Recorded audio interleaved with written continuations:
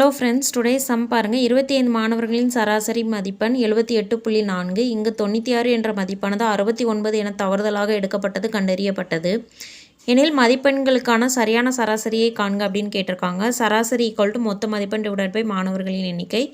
சராசரி வேல்யூ 78.4. மொத்த மதிப்பெண் நமக்கு கொடுக்கல, ஸோ எக்ஸ்ன்னு எடுத்துக்கிறோம்.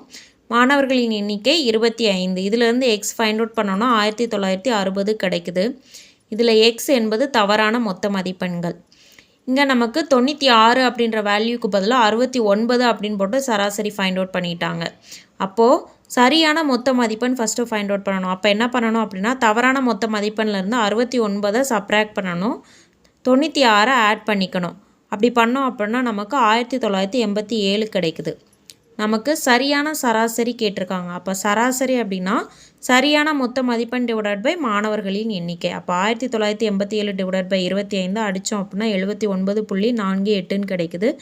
ஸோ ஆப்ஷன் பி தான் நமக்கு கரெக்டான ஆன்சர். தேங்க்யூ.